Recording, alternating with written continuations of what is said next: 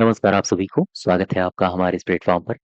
आज के इस वीडियो में हम उत्तर प्रदेश करंट अफ़ेयर्स की चर्चा करेंगे और ये जो करंट अफ़ेयर है, ये फरवरी 2026 की है। फरवरी में यानी 2026 में कौन-कौन सी समसामयिक घटनाएँ घटी हैं उत्तर प्रदेश के परिप्रेक्ष्य में, उन सब के बारे में डिस्कस करेंगे, ठीक है? ये जो घटनाएँ हैं, आगे आने वाली जो भी परीक्षाएँ हैं, चाहे यूपी पीसीएस की परीक्षा हो, आरओ यूपी ट्रिपल एससी की कोई भी परीक्षा हो, जैसे लेखपाल की परीक्षा आपकी लगी हुई है, सभी के लिए महत्वपूर्ण है। अब इसकी पीडीएफ आपको कहाँ मिलेगी? कहाँ से आप डाउनलोड कर सकते हैं? तो इसके लिए आपको जाना पड़ेगा हमारे एप्लीकेशन में। एप्लीकेशन की लिंक आपको डिस्क्रिप्शन बॉक्स में तो दी ही गई है, साथ ही साथ कमेंट बॉक्स में भी दी गई है। तो यहाँ से जाके आप ई बुक वाले फ़ोल्डर में जाके इसको डाउनलोड कर सकते हैं। अगर आप हमारे किसी बैच से जुड़े हैं, चाहे यूपी स्पेशल का बैच हो या लेखपाल का जो बैच चल रहा है, वहाँ पर नेक्स्ट 24 आवर्स में इसकी पीडीएफ दे दी जाएगी। तो वहाँ से आप इसको डाउनलोड करके पढ़ सकते हैं। चलिए शुरुआत करते हैं और देखते हैं कि इस महीने यानी फरवरी में कौन-कौन सी घटनाएँ हुई हैं, जिनके बारे में हमें आपको बताना है और आपसे सवाल पूछे जा सकते हैं। पद्म पुरस्कारों की घोषणा हुई है। इसमें उत्तर प्रदेश के ऐसे कौन से महान लोग हैं जिन्हें इन पुरस्कारों से नवाजा गया है? यहाँ से भी आपसे सवाल पूछा जा सकता है। उत्तर प्रदेश गौरव रत्न सम्मान की घोषणा करी गई है। ये मोस्ट इम्पोर्टेंट क्वेश्चन है।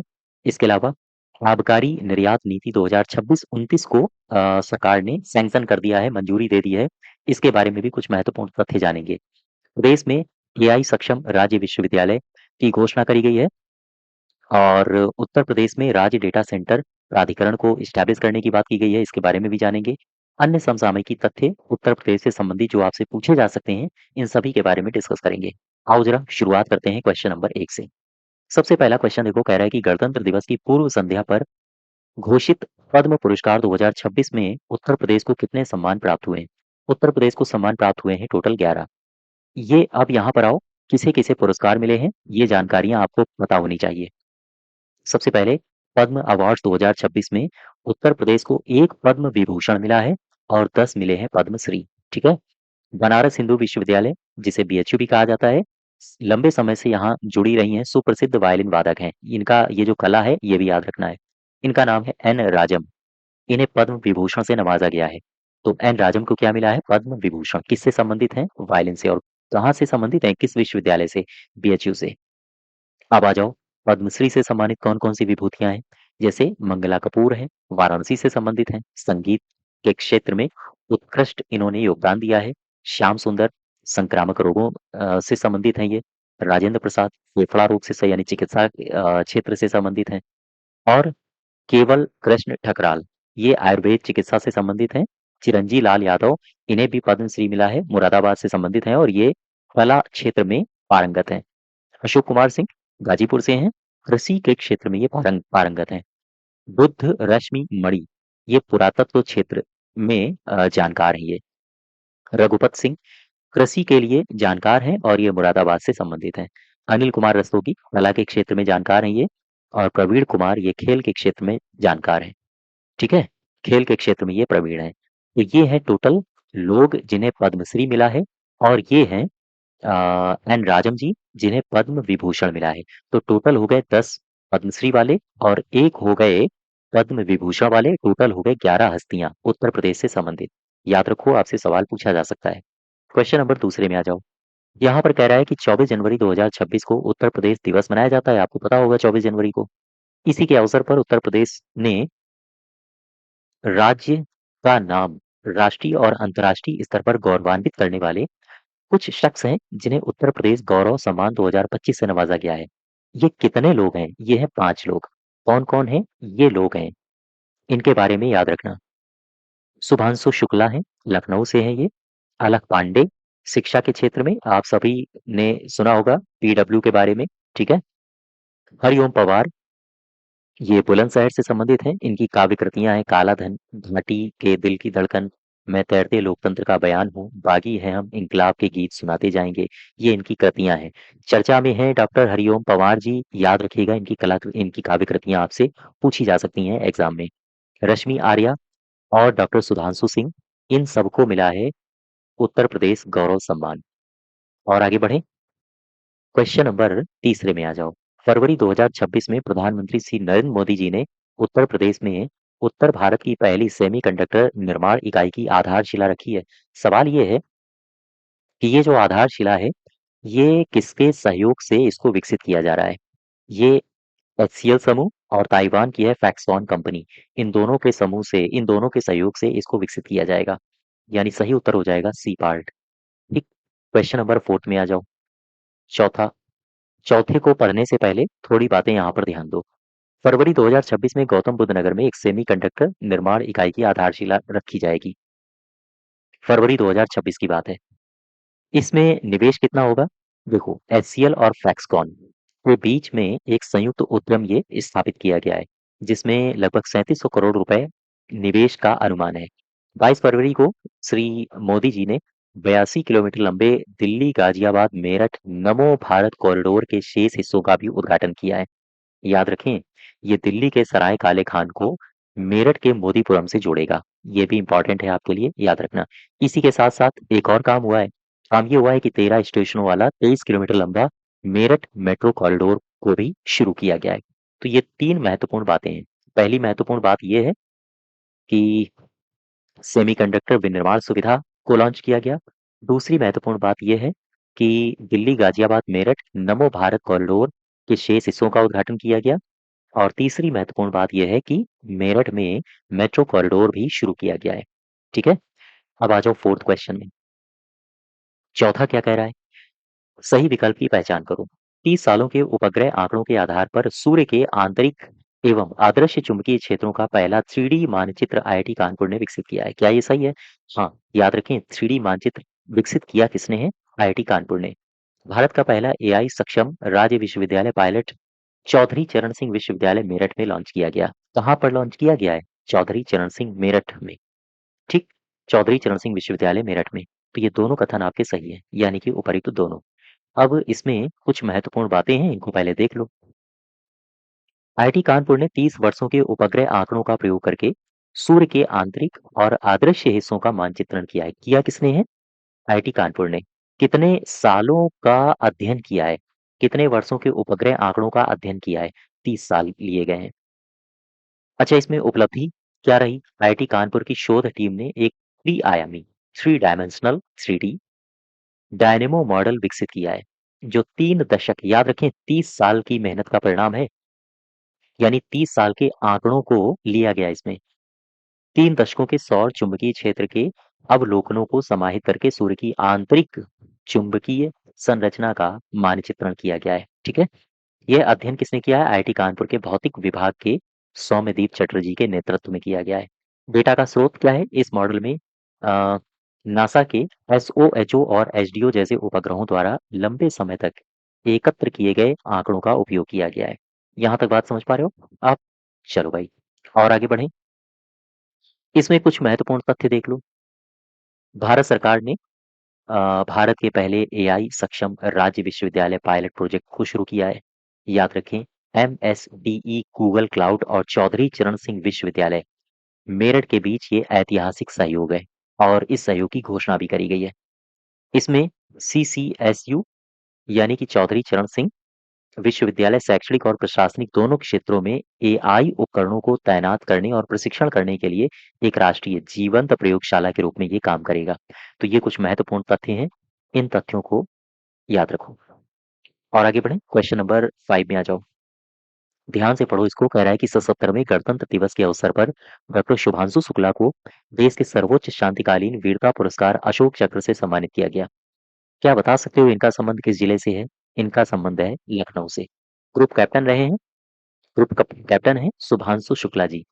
इनको अशोक चक्र से सम्मानित किया गया है। याद रखना, शुक्ला यानी कि शुभांशु शुक्ला अंतरिक्ष में जाने वाले ये दूसरे भारतीय हैं, और एक्सियोम 4 मिशन के अंतर्गत राष्ट्रीय अंतरिक्ष सेवा केंद्र पर कदम रखने वाले ये पहले भारतीय हैं। ठीक है। क्वेश्चन नंबर 6 में आ जाओ। 6 क्या कह रहा है? 6 नंबर क्या कह रहा है? निम्नलिखित में से किस राज्य ने राज्य डेटा सेंटर प्राधिकरण को स्थापित करने की घोषणा करी है? ये राज्य है उत्तर प्रदेश। इसके अलावा अब ये जो प्राधिकरण है, इसके बारे में 2-3 बातें याद रखो। योगी आदित्यनाथ के नेतृत्व में उत्तर प्रदेश सरकार ने राज्य डेटा सेंटर प्राधिकरण की स्थापना की घोषणा करी है। किसके नेतृत्व में? हमारे सीएम के नेतृत्व में। उत्तर प्रदेश का लक्ष्य वर्ष 2030 तक लगभग 5 गीगावाट, याद रखना, 2030 तक किसका लक्ष्य है? उत्तर प्रदेश का। 2030 तक कितना है लक्ष्य? 5 गीगावाट डेटा सेंटर क्षमता स्थापित करना। ये डेटा महत्वपूर्ण है, इसको याद रखना। इससे होगा क्या? इससे होगा ये कि भारत के अग्रणी डेटा सेंटर अवसंरचना केंद्रों में उत्तर प्रदेश शामिल हो जाएगा। इसमें बजटीय प्रावधान क्या किया गया है? राज्य डेटा सेंटर प्राधिकरण की स्थापना और उसके प्रभावी संचालन के लिए 100 करोड़ रुपए का प्रावधान किया गया है। ठीक, 100 करोड़ रुपए का प्रावधान किया गया है। और आगे बढ़ो जरा। उत्तर प्रदेश सरकार ने किसके साथ गोरखपुर में प्रस्तावित, किसके साथ, ये सवाल को समझो। उत्तर प्रदेश सरकार ने किसके साथ गोरखपुर में प्रस्तावित अंतर्राष्ट्रीय क्रिकेट स्टेडियम के निर्माण के लिए एमओयू पर हस्ताक्षर किया है। किसके साथ किया है हस्ताक्षर? फिर से समझो, इस सवाल को ध्यान से समझना। कह रहा है कि एक स्टेडियम बनेगा, अंतर्राष्ट्रीय क्रिकेट स्टेडियम। ये कहाँ बनेगा? साफ साफ लिख दिया है, बनेगा गोरखपुर में। तो भैया उत्तर प्रदेश सरकार ने एमओयू पर साइन किया है। अब साइन किया है तो किसी के साथ किया होगा, ये किया गया है इंडियन ऑयल कारपोरेशन के साथ। ठीक, इसमें कुछ डेटा दिया गया है। गोरखपुर में बनेगा अंतर्राष्ट्रीय क्रिकेट स्टेडियम, यहाँ तक तो बात समझ गए। और इसमें पैसा कौन देगा? लगभग 60 करोड़ रुपया दे रहा है, तो इंडियन ऑयल देगा। और इसी वजह से इंडियन ऑयल और भारत उत्तर प्रदेश की सरकार ने हस्ताक्षर किए हैं, समझौता किया है। अब यहाँ पर देखो, मुख्यमंत्री योगी आदित्यनाथ की उपस्थिति में उत्तर प्रदेश सरकार और इंडियन ऑयल कारपोरेशन लिमिटेड के मध्य ये समझौता संपन्न हुआ। ठीक, आगे बढ़े। देखो, क्वेश्चन नंबर 8वें में आ जाओ। 8वां क्या कह रहा है? कह रहा है कि फरवरी 2026 में उत्तर प्रदेश विधानमंडल के दोनों सदनों में 2 नए विश्वविद्यालय खोलने के लिए अध्यादेश 2026 पेश किया गया। अब ये जो 2 विश्वविद्यालय हैं, ये किन जिलों में खोल रहे हैं? एक तो भदोही में और दूसरा शाहजहांपुर में। तो ये 1 और 3 सही हो जाएगा। क्वेश्चन नंबर 9th में आ जाओ। कह रहा है कि उत्तर प्रदेश के किस जिले में भारत का पहला समर्पित ग्लास म्यूजियम विकसित किया जा रहा है? भारत का पहला समर्पित ग्लास म्यूजियम विकसित किया जा रहा है फिरोजाबाद में। ठीक है, फिरोजाबाद में विकसित किया जा रहा है। कुछ तथ्य देख लो फिरोजाबाद से संबंधित, जो आपसे पूछे जा सकते हैं। भारत का पहला समर्पित ग्लास म्यूजियम उत्तर प्रदेश के फिरोजाबाद में विकसित किया जा रहा है। इसे भारत की ग्लास सिटी भी कहा जाता है, याद रखिएगा फिरोजाबाद को। तो ये जो परियोजना है, शहर के कांच चूड़ी विरासत को प्रदर्शित करने के लिए यहाँ पर ग्लास म्यूजियम को स्टैब्लिश किया जा रहा है। ये जो पहल है उत्तर प्रदेश पर्यटन विभाग द्वारा ये संचालित है। और अनुमानित लागत कितनी आएगी? लगभग 47 करोड़ रुपए अनुमानित लागत आएगी। ठीक है, बस इतनी बातें याद रखो। अब आ जाओ क्वेश्चन नंबर 10 में, 10 में। सही कथन की पहचान करो। सांख्यिकी एवं कार्यान्वयन कार्यक्रम जो मंत्रालय है उसके अधीन कार्यरत प्रमुख केंद्रीय प्रशिक्षण संस्थान राष्ट्रीय सांख्यिकीय प्रणाली प्रशिक्षण एकेडमी ने अपना 18वां स्थापना दिवस वहां मनाया है, नोएडा मनाया है, ग्रेटर नोएडा में। तो ये तो सही है। फिर कह रहा है उत्तर प्रदेश विधानमंडल के बजट सत्र 2026 का आयोजन 16 से 20 फरवरी 2026 को किया गया। क्या ये सही है? हाँ, ये भी सही है। दोनों कथन आपके सही हो जाएंगे। अब जरा इसको ध्यान से पढ़ो। भारत सरकार के सांख्यिकी और कार्यक्रम कार्यान्वयन मंत्रालय के अंतर्गत राष्ट्रीय सांख्यिकीय प्रणाली गौर करना प्रशिक्षण एकेडमी, जिसको कहते हैं NSSTA, इसने ग्रेटर नोएडा उत्तर प्रदेश स्थित नॉलेज पार्क 2 के महाल नोबिस सभागार में अपना 18वां स्थापना दिवस मनाया है।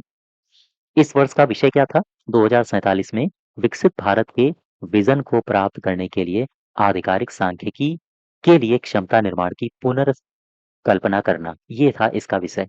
विषय को ध्यान रखना, 2047 में विकसित भारत के विजन को प्राप्त करने के लिए आधिकारिक सांख्यिकी के लिए क्षमता निर्माण की पुनर्कल्पना करना। ठीक है, आगे बढ़ें। क्वेश्चन नंबर 11 देखो। स्वच्छ भारत मिशन के तहत उत्तर प्रदेश का पहला ऐसा शहर जिसने नगर पालिका ठोस अपशिष्ट का 100% वैज्ञानिक प्रसंस्करण सुनिश्चित कर लिया है, ये आंसर होगा लखनऊ। फिर से समझ लो, स्वच्छ भारत मिशन शहरी के तहत उत्तर प्रदेश का पहला ऐसा शहर कौन सा है जिसने नगर पालिका ठोस अपशिष्ट का 100% वैज्ञानिक प्रसंस्करण सुनिश्चित किया है? ये है लखनऊ। अब इसके बारे में कुछ महत्वपूर्ण बातें मैं यहाँ पर आपसे साझा करता हूँ। उत्तर प्रदेश का पहला ऐसा शहर बना है लखनऊ, जहाँ ताजे कचरे का डंपिंग स्थल शून्य है। स्वच्छ भारत मिशन शहरी के तहत लखनऊ ने नगर पालिका ठोस कचरे के 100% वैज्ञानिक प्रसंस्करण का लक्ष्य हासिल किया है। ठीक है, नव स्थापित शिवारी ठोस अपशिष्ट प्रबंधन संयंत्र की प्रसंस्करण क्षमता है कितनी? प्रतिदिन की है इसकी 700 मीट्रिक टन। लखनऊ में घर घर कचरा संग्रहण की दक्षता ये कितनी हो गई है? 96, 96.5% हो गई है घर घर से कचरा संग्रहण करने की दक्षता। और कचरे को अलग अलग करने का स्तर ये लगभग 70% है। ठीक है? तो ये कुछ बातें हैं, याद रखो। अच्छा, यहाँ पर एक वेस्ट मैनेजमेंट प्लांट है, Shivari solid waste management plant. इसके शुभारंभ के साथ कुछ खास बदलाव आए हैं। जब से ये शुरू हुआ है, कहते हैं लखनऊ की शहरी स्थिरता की दिशा में एक महत्वपूर्ण उपलब्धि हासिल हुई है। और स्वच्छ भारत मिशन शहरी के तहत नगर पालिका ठोस कचरे के 100% वैज्ञानिक प्रसंस्करण को लखनऊ ने प्राप्त किया है। और आगे बढ़ो जरा, क्वेश्चन नंबर 12 देख लो। केंद्रीय पर्यावरण वन एवं जलवायु परिवर्तन मंत्री भूपेंद्र यादव ने पटना पक्षी अभयारण्य को रामसर नेटवर्क की आर्द्रभूमि सूची में शामिल किए जाने की घोषणा करी है। किसे किया है? पटना पक्षी अभयारण्य को। सवाल यह है कि ये कहाँ पर है? ये है एटा जिले में। इसके अलावा 13 में देखो, क्वेश्चन नंबर 13 क्या कह रहा है? भारत का पहला राष्ट्रीय गौ सांस्कृतिक संग्रहालय। बहुत महत्वपूर्ण है, सवाल पूछा जा सकता है। पहला गौ राष्ट्रीय सांस्कृतिक संग्रहालय की स्थापना ये कहाँ पर की गई है? ये करी गई है मथुरा में। ठीक है, मथुरा। इसको पढ़ो ध्यान से। भारत का पहला राष्ट्रीय गौ सांस्कृतिक संग्रहालय कहाँ है? उत्तर प्रदेश में। उत्तर प्रदेश सरकार ने देश की समृद्ध विरासत और पशुधन से जुड़ी वैज्ञानिक समझ को प्रदर्शित करने के उद्देश्य से मथुरा में भारत का पहला राष्ट्रीय गौ सांस्कृतिक संग्रहालय स्थापित करने की घोषणा की है। ये जो संग्रहालय है, उत्तर प्रदेश के मथुरा में पंडित दीनदयाल उपाध्याय पशु चिकित्सालय विज्ञान विश्वविद्यालय के परिसर में स्टैब्लिश किया जाएगा। ठीक, तो स्थान कहाँ है? संग्रहालय कौन सा है? किस सरकार की योजना है ये? और इससे किसे विरासत में मदद मिलेगी? तो ये सारी की सारी बातें हमने आपसे साझा करी हैं। इनको याद रखना। क्वेश्चन नंबर 14 में आ जाओ जरा। 14 कह रहा है कि सही कथन की पहचान करो। पहला स्टेटमेंट है आईआईटी कानपुर और आईसीएमआर राष्ट्रीय डिजिटल स्वास्थ्य एवं डेटा विज्ञान अनुसंधान के सहयोग से। ठीक, यहाँ तक समझ गए? सहयोग से क्या हो रहा है? अब कह रहा है कि फेडरेटेड इंटेलिजेंस हैकाथॉन का आयोजन हुआ। अब ये आयोजन किया किसने? राष्ट्रीय स्वास्थ्य प्राधिकरण ने किया। क्या ये स्टेटमेंट सही है? हाँ, बिल्कुल सही है। इस स्टेटमेंट को एक बार फिर पढ़ो ध्यान से। कह रहा है कि आईआईटी कानपुर ले लो और आईसीएमआर राष्ट्रीय डिजिटल स्वास्थ्य और डेटा विज्ञान अनुसंधान ले लो। इनके सहयोग से राष्ट्रीय स्वास्थ्य प्राधिकरण ने किसका आयोजन किया है? फेडरेटेड इंटेलिजेंस हैकेथॉन का आयोजन किया। तो बिल्कुल सही है। उत्तर प्रदेश सरकार ने लखनऊ में स्थित राज्यपाल का जो आधिकारिक आवास था, इसका नाम हुआ करता था राजभवन। अब ये बदल दिया गया। अब इसको कर दिया गया है जनभवन। क्या ये सही है? हाँ, ये भी सही है। दोनों स्टेटमेंट्स सही हैं। अब इसको ध्यान से पढ़ो तो कुछ चीजें आपको और पता चलेंगी। राष्ट्रीय स्वास्थ्य प्राधिकरण ने क्या किया है? आईआईटी कानपुर में स्वास्थ्य देखभाल के लिए फेडरेटेड इंटेलिजेंस हैकेथॉन आयोजित किया। इस पहल का मकसद क्या है? भारत के स्वास्थ्य देखभाल इकोसिस्टम के लिए सुरक्षित और स्केलेबल आर्टिफिशियल इंटेलिजेंस समाधानों को आगे बढ़ाना इसका प्रमुख टारगेट है। ठीक है, ये डेटा आप पढ़ लीजिए। नेक्स्ट देखो, क्वेश्चन नंबर 15। 15 क्या कह रहा है? कह रहा है कि ये कुछ स्टेटमेंट्स दिए हैं, इन स्टेटमेंट्स को पढ़ो और बताओ कि कौन से कथन सही है। सबसे पहला दिया है कि 12 फरवरी 2026 को उत्तर प्रदेश सरकार ने 2026-27 से 28-29 की अवधि के लिए एक नीति को मंजूरी दी है।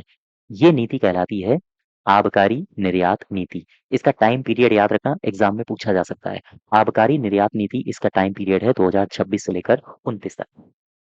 अच्छा, अब बजट की बात कर लो। उत्तर प्रदेश सरकार ने बजट 2026-27 के आधार पर देश का पहला केंद्र जहां टर्शियरी के बाद क्वार्टनरी हेल्थ केयर सेंटर की स्थापना की जाएगी, वो राजीव गांधी स्नातकोत्तर आयुर्विज्ञान संस्थान लखनऊ है। क्या ये सही है? हाँ, बिल्कुल, ये दोनों ही सही हैं। ये दोनों सही हैं। अब इस नीति के बारे में दो बातें याद रखना। कौन सी नीति? आबकारी निर्यात नीति। सबसे पहली बात तो ये है कि 2026 से लेकर 29 की अवधि है इसकी। अवधि पूछी जा सकती है, इंपॉर्टेंट है आपके लिए। अब सवाल ये है कि उद्देश्य क्या है इस नीति का?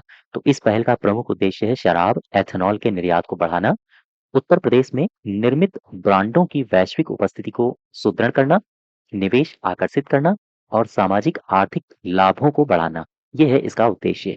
इसकी विशेषताएं क्या हैं? तो यह नीति निर्यात को प्रतिस्पर्धी और प्रोत्साहन आधारित उपायों का एक समूह बनाती है।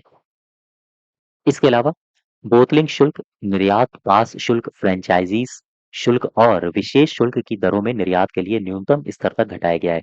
याद रखें, ये जो घटाया गया है, ये पेय क्षमता के 25% के बराबर है। ठीक है, पेय क्षमता के 25%। अब यहाँ पर आओ, अन्य राज्यों को गुड़ आधारित एक्स्ट्रा न्यूट्रल एल्कोहल, इसको कहते हैं ENA, एक्स्ट्रा न्यूट्रल एल्कोहल के निर्यात पर शुल्क घटाकर कितना किया गया है? 50 पैसा, 0.5 प्रति लीटर। ठीक है?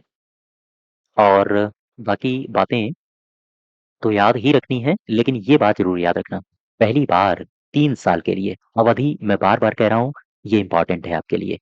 3 साल के लिए 26 से लेकर 29 की अवधि के लिए एक अलग आबकारी निर्यात नीति लागू की गई है। इससे निवेशकों को दीर्घकालिक नियामकीय स्थिरता मिलेगी। ठीक है? ये इम्पोर्टेंट है आपके लिए। 3 साल, कितने साल के लिए लागू करी गई है? 3 साल के लिए, 26 से लेकर 29, इसको बार-बार याद करो। लेखपाल के लिए एग्ज़ाम में पूछा जा सकता है। क्वेश्चन नंबर 16 देखो, कह रहा है कि निम्नलिखित में से सही विकल्प की पहचान करो। अब इसमें सही विकल्प की पहचान करनी है आपको। सबसे पहले स्टेटमेंट पढ़ो।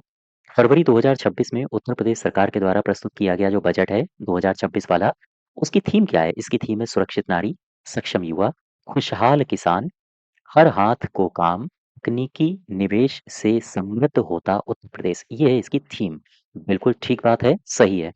दूसरे में आ जाओ, उत्तर प्रदेश सरकार के द्वारा जो बजट 2026-27 पेश किया गया है, उसमें मुख्यमंत्री जोखिम प्रबंधन एवं पशुधन बीमा योजना के अंतर्गत बीमा प्रीमियम का 85% तक अंश उत्तर प्रदेश सरकार द्वारा वहन किया जाएगा। ये डेटा याद रखना। योजना इम्पोर्टेंट है, आपसे पूछी जा सकती है लेखपाल के लिए। 2000 क्वेश्चन नंबर 16 का विकल्प नंबर 2 यानी कि स्टेटमेंट नंबर 2। इसमें आपसे बीमा प्रीमियम कितना प्रतिशत उत्तर प्रदेश सरकार द्वारा वहन किया जाएगा? याद रखें 55%। ठीक? ये दोनों ही स्टेटमेंट सही हैं, अर्थात सी पार्ट इसमें सही हो जाएगा। अब आ जाओ ज़रा यहाँ पर कुछ बातें देख लो। कौन-कौन सी बातें? उत्तर प्रदेश सरकार ने घोषणा की है कि संपत्ति पंजीकरण के के लिए आधार आधारित प्रमाणीकरण अनिवार्य किया जाएगा। और ये आधार आधारित प्रमाणीकरण ये कब से लागू हो रहा है? ये तारीख केवल आपके लिए महत्वपूर्ण है, 1 फरवरी 2026। आगे बढ़ें। ये है तारीख वो, 1 फरवरी 2026। देख लो, उत्तर प्रदेश सरकार द्वारा राज्य में संपत्ति पंजीकरण प्रक्रिया को अधिक पारदर्शी और सुरक्षित बनाने के उद्देश्य से आधार आधारित प्रमाणीकरण ये कब से लागू हुआ है? 2026 से लागू हुआ है 1 फरवरी से। ठीक है? ये तारीख महत्वपूर्ण है। और आगे बढ़ें, क्वेश्चन नंबर 18 देखो। कह रहा है कि सही विकल्प की पहचान करो। उत्तर प्रदेश के कानपुर स्थित राष्ट्रीय कौशल प्रशिक्षण संस्थान में एरोनॉटिक्स और रक्षा क्षेत्र में कौशल विकास के लिए एक राष्ट्रीय उत्कृष्टता केंद्र स्थापित करने की घोषणा किसने करी है? मोदी जी ने करी है। दूसरा, पहला स्टेटमेंट सही है, दूसरे स्टेटमेंट में कह रहा है कि उत्तर प्रदेश सरकार ने एक जिला एक उत्पाद उसकी योजना चल रही थी। इसी योजना की तर्ज पर एक जिला एक व्यंजन पहल को भी इसने शुरू किया है। तो ये दोनों स्टेटमेंट सही हैं। अब यहाँ पर आओ, एक जिला एक व्यंजन को जरा चेक करो। देखो, केंद्रीय गृह मंत्री अमित शाह ने उत्तर प्रदेश में एक जिला एक व्यंजन पहल का शुभारंभ किया। इसे शॉर्ट में कहते हैं ODOC। ठीक? इसका उद्देश्य क्या है? इसका उद्देश्य है प्रत्येक जिले के पारंपरिक खान-पान और पेय पदार्थों को एक विशिष्ट पहचान देना। ठीक है? ये राज्य के प्रमुख एक जिला एक उत्पाद कार्यक्रम के अनुरूप ही होगी। अच्छा, इसमें उत्तर प्रदेश दिवस के अवसर पर लखनऊ में एक कार्यक्रम आयोजित किया गया था और वहीं से इस योजना का अनावरण किया गया है। ये तो बात समझ गए आप लोग। इसका उद्देश्य क्या है? एक जिला एक व्यंजन, है ना? एक जिले का एक व्यंजन आइडेंटिफ़ाई किया जाएगा, फिर उसको राष्ट्रीय और वैश्विक स्तर पर पहचान दी जाएगी, जैसे आगरा का पेठा, मथुरा का पेड़ा, लखनऊ की मलाई मक्खन, कानपुर का समोसा बहुत फ़ेमस है, आपने खाए होंगे बिरहाना रोड के, है ना? तो ख़ैर, ये सारे के सारे हैं, तो डेटा है, इनको याद रखो। और भी आगे जो व्यंजन है, सरकार उनको आइडेंटिफ़ाई कर रही है, जैसे ही लिस्ट आती है, मैं आपको सारे के सारे व्यंजन जिलों के बताता हूँ। 24 से 26 जनवरी 2026 तक उत्तर प्रदेश के लखनऊ के राष्ट्र प्रेरणा स्थल में आयोजित 3 दिवसीय उत्तर प्रदेश दिवस की थीम क्या रही है? उत्तर प्रदेश दिवस अभी मनाया गया है, आप सबको पता होगा 24 जनवरी से लेकर 26 जनवरी 2026 तक मनाया गया है। आपसे इसकी थीम पूछ रहा है कि थीम बताओ, थीम बता दो। विकसित भारत, विकसित उत्तर प्रदेश, ये है थीम इसकी। मुख्य सचिव हैं एसपी गोयल साहब, इन्होंने बताया है कि उत्तर प्रदेश दिवस 2026 का जो आयोजन है 24 से 26 जनवरी तक मनाया गया। इस वर्ष आयोजन की जो थीम रही है विकसित भारत विकसित उत्तर प्रदेश रखी गई। राज्य स्तरीय मुख्य कार्यक्रम राष्ट्र प्रेरणा स्थल पर आयोजित किए गए और जनपद स्तर पर भी प्रमुख कार्यक्रमों का भव्य आयोजन भी किया गया है उत्तर प्रदेश दिवस के अवसर पर। ठीक। क्वेश्चन नंबर 20 में आओ। कह रहा है कि सरकार ने मेरठ मेट्रो के परिचालन की घोषणा की है।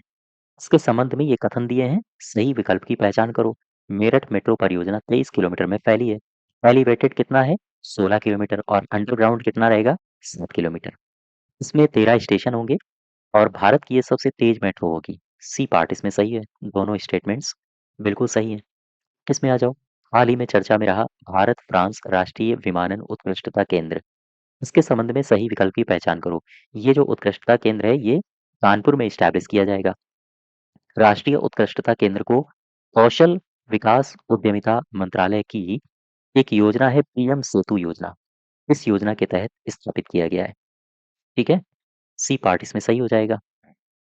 22 में देखो, 22 क्या कह रहा है? कह रहा है लखनऊ में आयोजित संत कबीर स्टेट अवार्ड्स समारोह। अगर आपसे पूछे ये जो अवार्ड समारोह है, ये कहाँ पर आयोजित किया गया, तो आप बताओगे लखनऊ में आयोजित किया गया।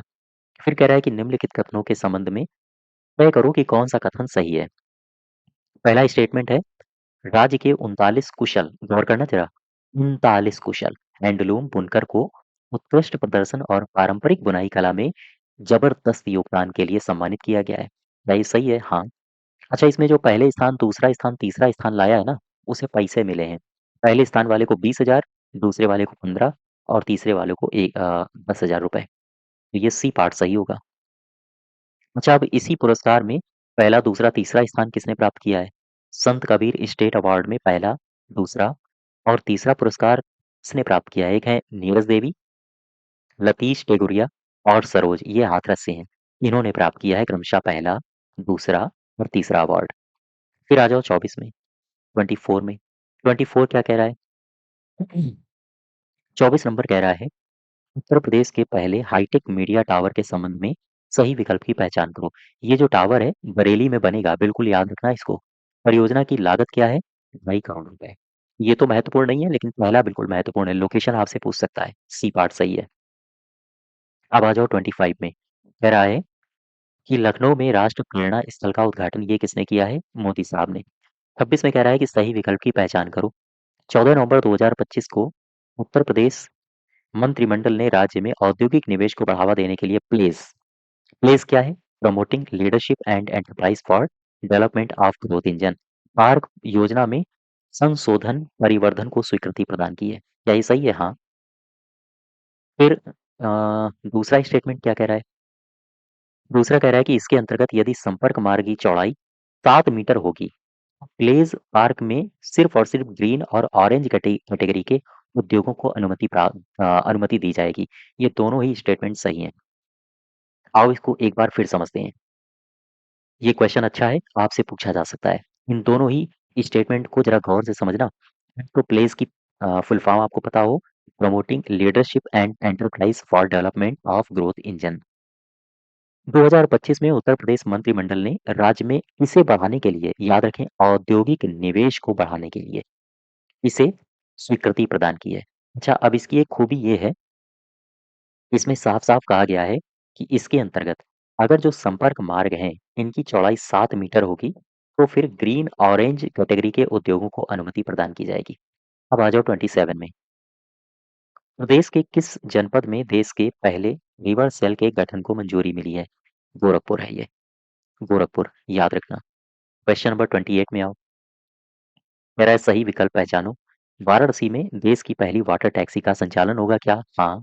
लखनऊ गैस्ट्रोनॉमी पार्क कला श्रेणी में यूनेस्को के क्रिएटिव सिटीज नेटवर्क में शामिल हुआ है क्या? हाँ। दोनों सही है। इस शहर में देश की पहली टेम्पर्ड ग्लास निर्माण इकाई का उद्घाटन किया गया, नोएडा में। ठीक है, याद रखोगे। और आगे बढ़े। हाल ही में उत्तर प्रदेश के लखनऊ में दिव्य कला मेला का आयोजन किया गया। क्या बता सकते हो ये कौन से नंबर का था? ये 27वें नंबर का था। 27। 31 क्या कह रहा है? कह रहा है कि आईआईटी कानपुर के द्वारा 3D सौर चुंबकीय मानचित्र के संदर्भ में ये विकल्प दिए हैं, बताओ कि कौन सा सही है। यह मानचित्र 30 वर्षों के उपग्रह आंकड़ों के विश्लेषण पर आधारित है, बिल्कुल सही है। इसका निर्माण एसओएचओ और एसडीओ उपग्रह के आंकड़ों का उपयोग करके किया गया है, भी बिल्कुल सही है। सी पार्ट सही हो जाएगा। 32 क्या कह रहा है? 32 कह रहा है कि उत्तर प्रदेश दिवस 2026 मनाया गया अभी। इसके संबंध में ये कथन दिए हैं। ये जो आयोजन हुआ है लखनऊ में हुआ, 24 से 26 जनवरी तक हुआ, बिल्कुल ठीक है। थीम है विकसित भारत, विकसित उत्तर प्रदेश, बिल्कुल सही है। अर्थात सही हो जाएगा 1 और 2 दोनों। अब आ जाओ 33 में। इसमें कह रहा है कि रामसर सूची में नवीन आर्द्र भूमियों के समावेशन के संदर्भ में ये कथन दिए हैं। पढ़ो और बताओ कि कौन सही है। पटना पक्षी अभयारण्य और छारी धांड को भारत के रामसर नेटवर्क में शामिल किया गया है, बिल्कुल सही है। 2014 में भारत में रामसर स्थलों की संख्या 98 थी क्या? गलत है। 2026 में है, ये तो गलत हो गया स्टेटमेंट। केवल और केवल एक सही है। 34 कह रहा है कि 31 जनवरी 2026 को भारत का नया रामसर स्थल घोषित किया गया। पटना पक्षी अभयारण्य उत्तर प्रदेश में है, किस जिले में है? एटा में। उत्तर प्रदेश के एटा में। अब आ जाओ 35 में। मुख्यमंत्री जोखिम प्रबंधन पशुधन बीमा योजना के संबंध में सही विकल्प की पहचान करो। बीमा प्रीमियम 85% कौन देगा? राज्य। बिल्कुल सही है, अभी मैंने आपको पीछे बताया था। यह योजना केवल डेयरी व्यक्तिगत पशुपालकों पर लागू नहीं होती है, ये गलत हो जाएगा।